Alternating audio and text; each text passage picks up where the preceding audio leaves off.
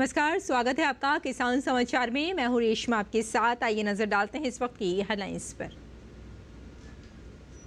केंद्रीय मंत्री राजीव रंजन सिंह ने प्रधानमंत्री मत्स्य किसान समृद्धि सहयोग योजना का शुभारंभ किया। कार्यक्रम में मत्स्य पालन क्षेत्र में उत्पादन एवं प्रसंस्करण समूह केंद्रों पर मानक संचालन प्रक्रिया भी की गई जारी।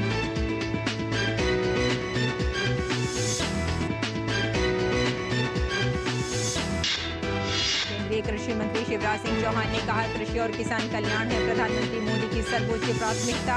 कहा, मध्य प्रदेश के किसानों को मिलेगा मेहनत का वाजिब दाम।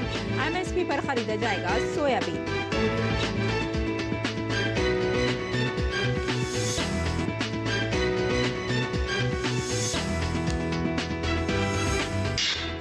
मौसम विभाग ने राजस्थान, मध्य प्रदेश, विदर्भ, उत्तर प्रदेश और उत्तराखंड के कई हिस्सों में मूसलाधार बारिश की संभावना जताई। पूर्वोत्तर राज्यों बिहार और छत्तीसगढ़ में भी अगले कुछ दिनों तक बहुत तेज वर्षा का अनुमान।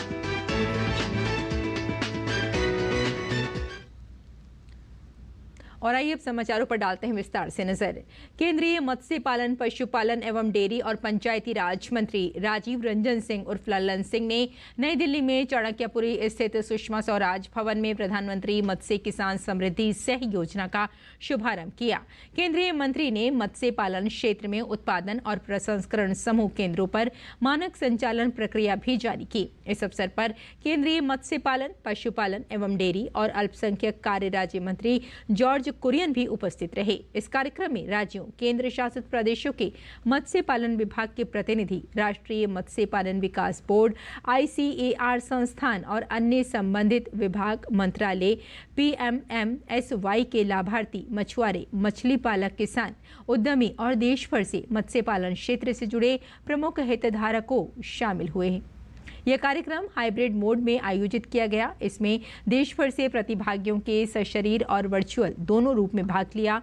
कार्यक्रम में केंद्रीय मंत्री राजीव रंजन सिंह ने उत्पादन और उत्पादकता वृद्धि, कटाई के बाद के बुनियादी ढांचे और अन्य मूल्य श्रृंखला वृद्धि कार्यक्रमों से संबंधित PMMSY के तहत स्वीकृत विभिन्न परियोजनाओं की घोषणा की।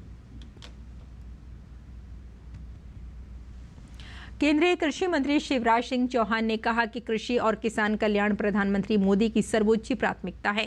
उन्होंने कहा कि हमारे लिए किसानों की सेवा करना भगवान से प्रार्थना करना है। केंद्रीय मंत्री ने कहा कि मध्य प्रदेश के किसानों को चिंता करने की जरूरत नहीं है। सोयाबीन MSP पर खरीदा जाएगा, उन्हें उनकी मेहनत का वाजिब दाम मिलेगा। कृषि और किसान कल्याण प्रधानमंत्री श्रीमान नरेंद्र मोदी जी की सर्वोच्च प्राथमिकता है। किसानों की सेवा हमारे लिए भगवान की पूजा जैसी है। पिछले दिनों मध्य प्रदेश के किसान चिंतित थे। सोयाबीन MSP के नीचे बिक रहा था। पहले हमने महाराष्ट्र, कर्नाटक जैसे राज्यों को मिनिमम सपोर्ट प्राइस पर सोयाबीन की खरीदी की अनुमति दी थी। कल रात को ही मध्य प्रदेश सरकार का प्रस्ताव आया है MSP पर सोयाबीन की खरीदी का। उस प्रस्ताव को हमने स्वीकृति दे दी है। मध्य प्रदेश के किसान भी चिंता न करें। सोयाबीन MSP की जो दरें हैं, जो MSP है मिनिमम सपोर्ट प्राइस, उस पर खरीदा जाएगा। किसान के पसीने की पूरी कीमत दी जाएगी। मध्य प्रदेश में भी ये खरीदी होगी। नीति आयोग ने टिकाऊ ग्रामीण आजीविका विषय पर एक राष्ट्रीय संगोष्ठी का आयोजन किया। इस संगोष्ठी की अध्यक्षता नीति आयोग के सदस्य प्रोफेसर रमेश चंद ने की। संगोष्ठी में ग्रामीण आजीविका को बेहतर करने, बाजार के साथ संपर्क, ग्रामीण मूल्य श्रृंखला एवं निवेश, सूक्ष्म वित्त, माइक्रो फाइनेंस, उद्यमिता, ग्रामीण युवाओं के लिए रोजगार सृजन, सुदृढ़ कृषि और जल सुरक्षा जैसे महत्वपूर्ण विषयों पर ध्यान केंद्रित किया गया। गोष्ठी के उद्घाटन सत्र में आने वाले वर्षों के दौरान भारत की GDP में ग्रामीण अर्थव्यवस्था के संभावित योगदान को रेखांकित किया गया। प्रतिभागियों ने भारत की ग्रामीण अर्थव्यवस्था में उभरते रुझानों पर ध्यान देने के साथ टिकाऊ आजीविका हासिल करने के लिए ग्रामीण बुनियादी ढांचे के विकास और समन्वित रणनीतियों पर चर्चा की। और पोषण माह के तहत उत्तराखंड के तमाम जिलों में जन जागरूकता कार्यक्रम चलाए जा रहे हैं। इसी क्रम में आयोजित एक कार्यक्रम में बागेश्वर जिले में लाभार्थी महिलाओं, छात्र छात्राओं और ग्रामीणों को पोषण की जरूरत और उसकी महत्ता के बारे में जानकारी दी गई। आइए देखते हैं ये खास रिपोर्ट। पोषण माह के तहत उत्तराखंड के तमाम जिलों में बाल विकास विभाग द्वारा जन जागरूकता कार्यक्रम चलाया जा रहा है। बागेश्वर जिले में पोषण माह के तहत बाल विकास विभाग की ओर से प्राथमिक विद्यालय मंडलसेरा में जागरूकता कार्यक्रम आयोजित किया गया। इस दौरान लाभार्थी महिलाओं, छात्र छात्राओं और ग्रामीणों को पोषण की जरूरत और उसकी महत्ता के बारे में जानकारी दी गई। इस दौरान मेहंदी और पोस्टर प्रतियोगिता का आयोजन भी किया गया। विजेता प्रतिभागियों को पुरस्कृत भी किया गया। हमें कुपोषण की जो दर बच्चों में पाई जाती है वो कम करने में काफ़ी सहायक होता है। जैसे हमें फास्ट फूड नहीं खाना चाहिए, स्थानीय फल सब्जियों का अधिक प्रयोग करना चाहिए। उसमें दालें होती हैं, फल होते हैं और सब्जियां होती हैं, जिसे अधिक मात्रा में हमें लेना चाहिए। कार्यक्रम में लोगों को जंक फूड से बचने की सलाह के साथ ही पोषण युक्त भोजन के बारे में जानकारी दी गई। इसके अलावा राष्ट्रीय पोषण माह के उद्देश्यों के प्रति भी ग्रामीणों को जागरूक किया गया। बच्चों को कुपोषण से बचाने के लिए शुद्ध और पौष्टिक भोजन देने के लिए प्रेरित किया जा रहा है। लाभार्थियों का कहना है कि बाल विकास विभाग की योजनाओं से उन्हें काफी लाभ हुआ है।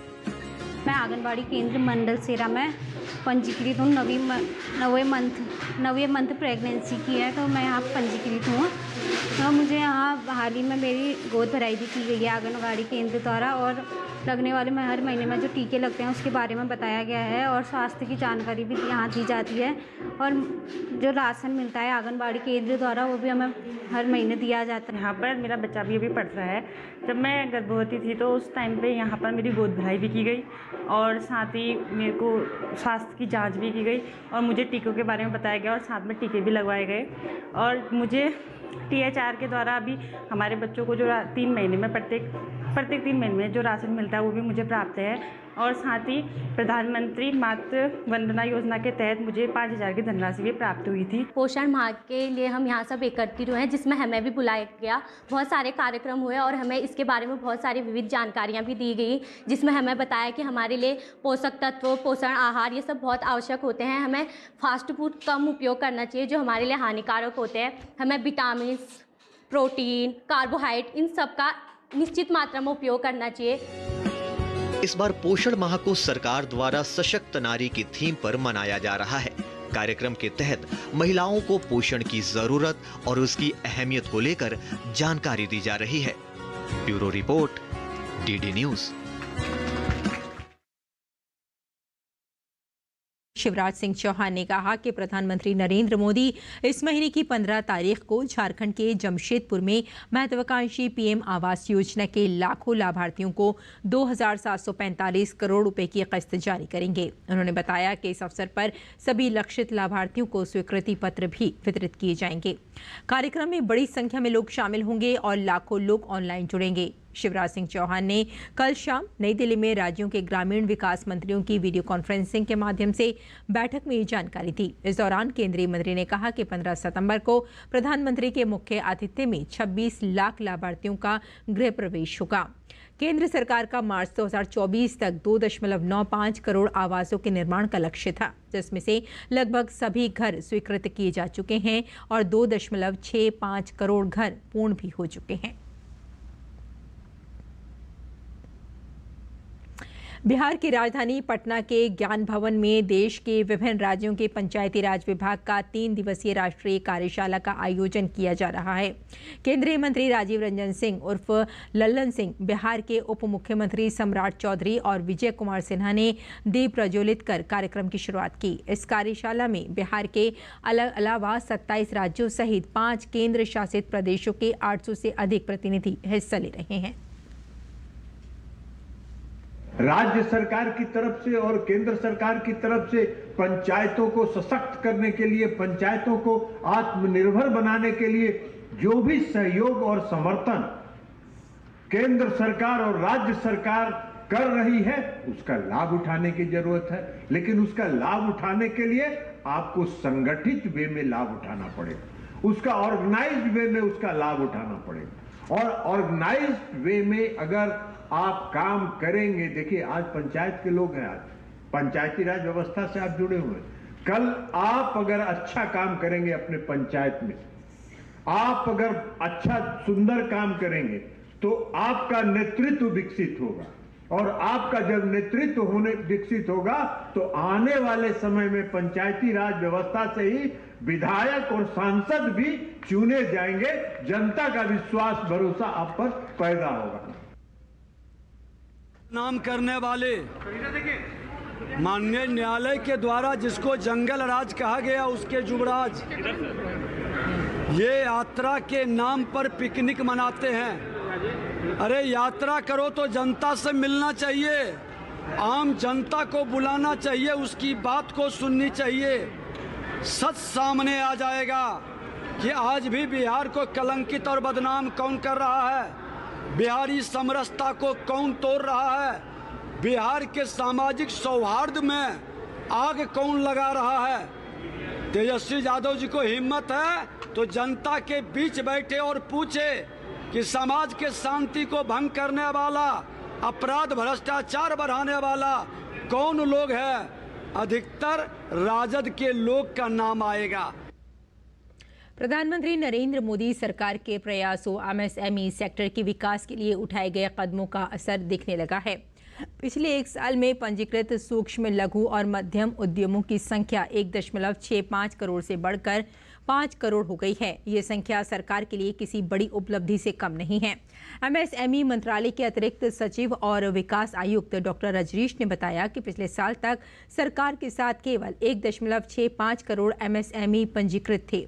डॉक्टर रजनीश ने फिक्की CMSME राष्ट्रीय सम्मेलन 2024 में राज्य सरकारों और उद्योग संघों के साथ मिलकर ठोस अभियान शुरू करने की बात की और जमीन पर काम करना शुरू किया। उनका ये प्रयास रंग लाया। सरकार ने पिछले कुछ वर्षों में एमएसएमई के लिए काफी ऋण दिया।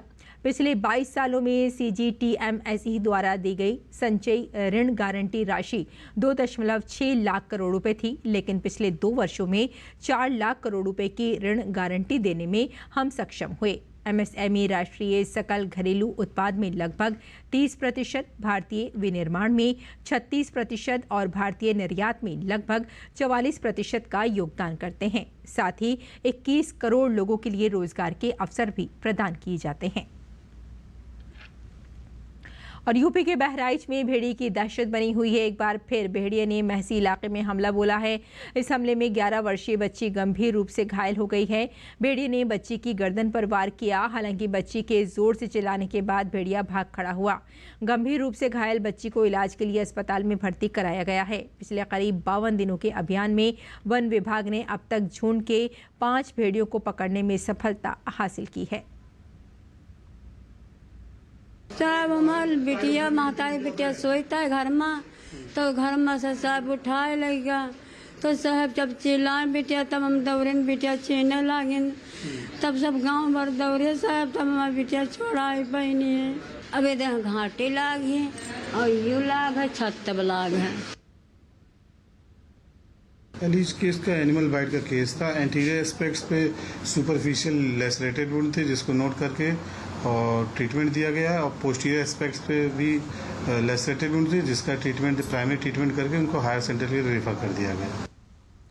और मौसम विभाग ने राजस्थान, मध्य प्रदेश, विदर्भ, उत्तर प्रदेश और उत्तराखंड के कई हिस्सों में मूसलाधार बारिश की संभावना व्यक्त की है। मौसम विभाग ने अगले 6 दिन तक असम, मेघालय और अरुणाचल प्रदेश में बहुत तेज वर्षा का अनुमान व्यक्त किया है। नागालैंड, मणिपुर, मिजोरम, त्रिपुरा, पश्चिम बंगाल, सिक्किम और बिहार में भी 14 सितंबर तक इसी तरह का मौसम रहने की संभावना है। विभाग ने 14 से 16 सितंबर तक छत्तीसगढ़ में मूसलाधार वर्षा का अनुमान व्यक्त किया है। मौसम विभाग ने दिल्ली एनसीआर में बारिश को लेकर येलो अलर्ट जारी किया है। साथ ही अगले 4 दिनों तक राष्ट्रीय राजधानी में लगातार भारी बारिश की संभावना जताई है। इन सबके बीच बुधवार सुबह से ही राजधानी समेत पूरे एनसीआर इलाके में आसमान में काले बादल छाए रहे। दिल्ली, नोएडा समेत कुछ हिस्सों में बारिश भी हुई। बारिश के कारण कई जगहों पर जलभराव होने से लोगों को परेशानी का सामना करना पड़ा। तेलंगाना में गोदावरी नदी के लगातार बढ़ते जलस्तर को देखते हुए अधिकारियों ने भद्राद्री, कोटा गुडेम जिले में बाढ़ की चेतावनी जारी की है। ये जलस्तर 48 फीट को पार कर चुका है। जिला अधिकारियों ने बताया कि नदी में जल का प्रवाह 11.82 क्यूब प्रति सेकंड दर्ज किया गया। जिला अधिकारी जितेश वी पाटिल ने बताया कि गोदावरी का जलस्तर अधिक बढ़ सकता है क्योंकि बारिश के कारण उसकी सहायक नदियों तालीपेरू, सबरी और इंद्रावती से भी भारी प्रवाह हो रहा है। वरिष्ठ पुलिस अधिकारियों ने सुरक्षा सुनिश्चित करने के लिए गोदावरी नदी के बांधों का निरीक्षण किया।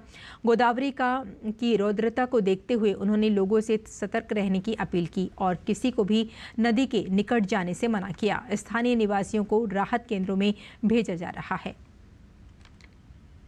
और आइए अब जान लेते हैं मंडी भाव के बारे में।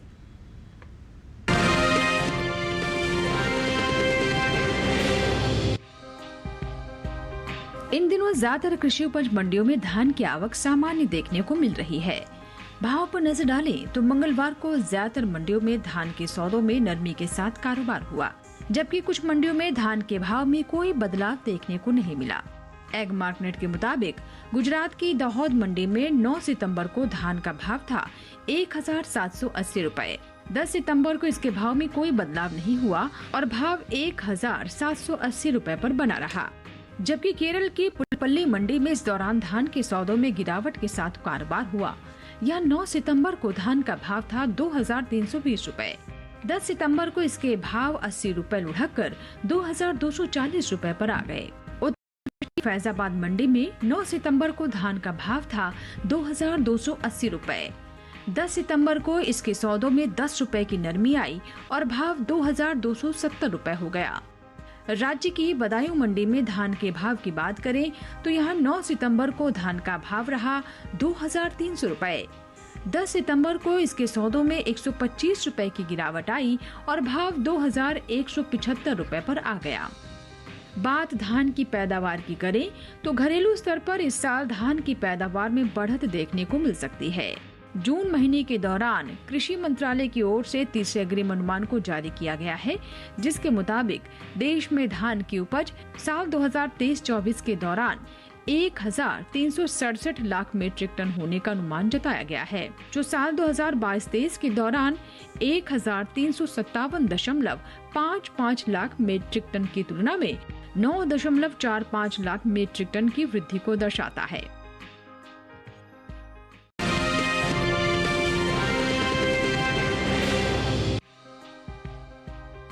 इन दिनों कृषि उपज मंडियों में गेहूं की आवक सामान्य है। हाजिर भाव की बात करें तो इंदौर मंडी में मंगलवार को गेहूं के सौदे मजबूती के साथ हुए। वहीं राजकोट और कोटा मंडी में नरमी रही, जबकि दाहोद मंडी में इस दौरान गेहूं के भाव में कोई फेरबदल नहीं हुआ। एग मार्केट के मुताबिक गुजरात की दाहोद मंडी में 9 सितंबर को लोकवान गेहूं का भाव था 3000 रुपए। 10 सितंबर को इसके भाव बिना किसी उठापटक के 3000 रुपए पर ही रहे। राज्य की राजकोट मंडी में इस दौरान शरबती गेहूं के सौदों में नरमी के साथ कारोबार हुआ।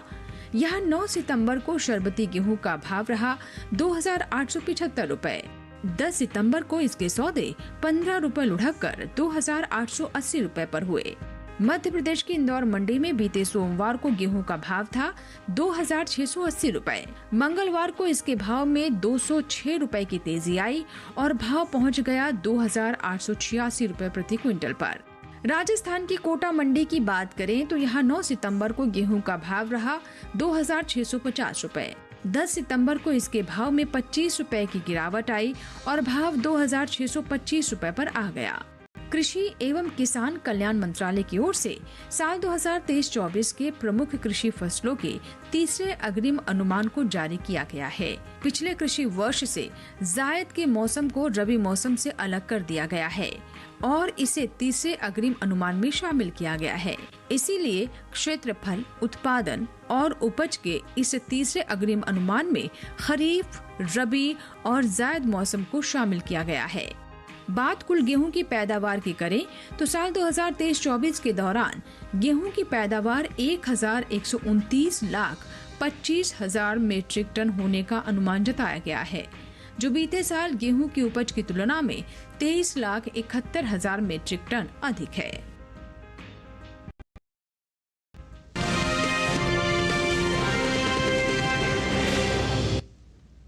और किसान इस मौसम में कैसे रखें अपनी खेती का ख्याल, आइए जानते हैं।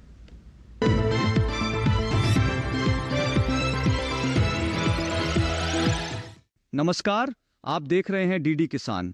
मैं हूं AI कृष और आज हम जम्मू कश्मीर, हिमाचल, उत्तराखंड और छत्तीसगढ़ में होने वाली खेती किसानी से संबंधित सलाहों के बारे में पूरी जानकारी देंगे। जम्मू कश्मीर में घाटी के नमी वाले इलाकों में सरसों के खेतों में जल निकासी की पर्याप्त व्यवस्था करें। यहाँ के किसान जई, गेहूं, मसूर और मटर के खेतों में जल भराव ना होने दें। इतना ही नहीं, सब्जियों के खेतों में भी पर्याप्त जल निकासी की व्यवस्था जरूरी है। लेह के सूखे ठंडे इलाके में किसान खीरे की तुड़ाई का काम करें। हिमाचल की बात करें तो यहाँ के ऊपरी पहाड़ी नमी और हल्की ठंड वाले इलाकों में साफ मौसम के दौरान तैयार मटर की तुड़ाई का काम करें। सब्जियों और फलों को तुड़ाई के बाद सुरक्षित स्थान पर रखें। यहाँ के किसान इन दिनों फूल गोभी, पत्ता गोभी और ब्रोकली की नर्सरी बोने का काम करें। उत्तराखंड के भाबर और तराई क्षेत्र में उड़द और मूंग के खेतों में पर्याप्त जल निकासी की व्यवस्था करें। यहाँ के किसान मटर की बुवाई जल्दी पूरी कर लें। छत्तीसगढ़ में अदरक, हल्दी, अरबी और जिमीकंद जैसी सब्जियों में मल्चिंग का काम करें। मक्का के खेत में पर्याप्त जल निकासी की व्यवस्था करें। जिन इलाकों में भारी बारिश की संभावना है, वहां के किसान अंतर कृषि कार्यों को फिलहाल के लिए रोक दें। ऐसे इलाकों में पौध संरक्षण और उर्वरक डालने का काम भी फिलहाल के लिए टाल दें। पके हुए फलों को जल्द से जल्द तोड़ लें। इन बारिश संभावित इलाकों में फसलों को जल भराव की समस्या से बचाएं। इसी तरह कृषि और किसानों से जुड़ी हर महत्वपूर्ण जानकारी के लिए हमारे साथ जुड़े रहिए और देखते रहिए डीडी किसान। धन्यवाद।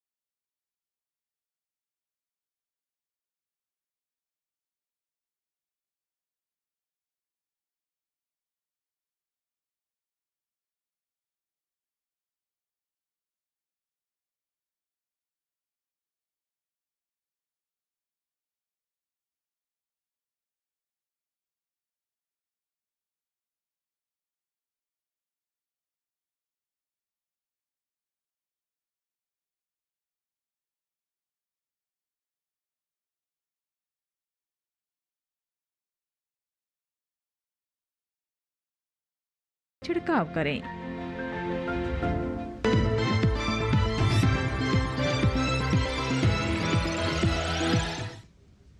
और खेती किसानी के साथ साथ आइए नजर डाल लेते हैं कुछ और महत्वपूर्ण खबरों पर। खास खबर में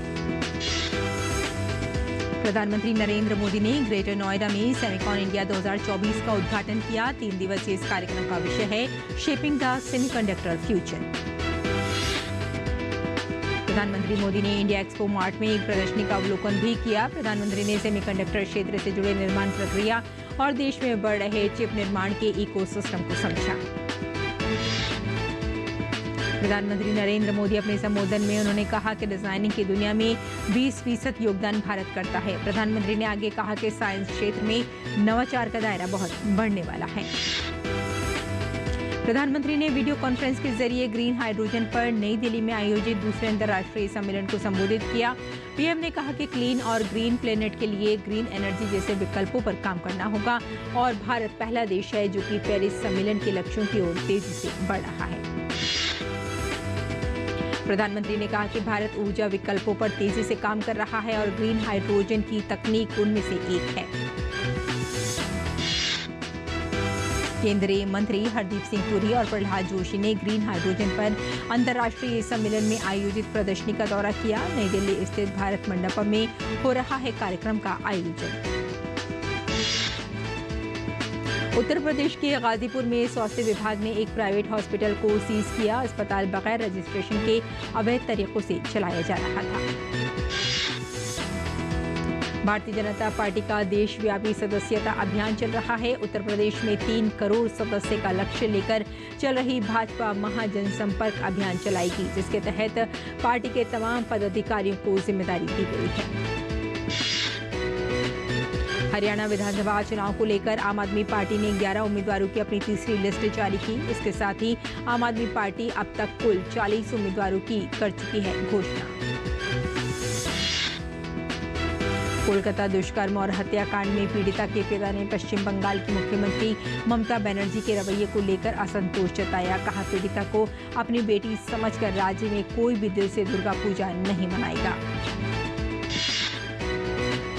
श्री राधा रानी का प्रकाट्य उत्सव देश भर में धूमधाम के साथ मनाया जा रहा है। मथुरा में राधा रानी के जन्मोत्सव के अवसर पर ब्रह्मा मुहूर्त में विशेष महाभिषेक किया गया। तो किसान समाचार में फिलहाल इतना ही। अनुमति दें। नमस्कार।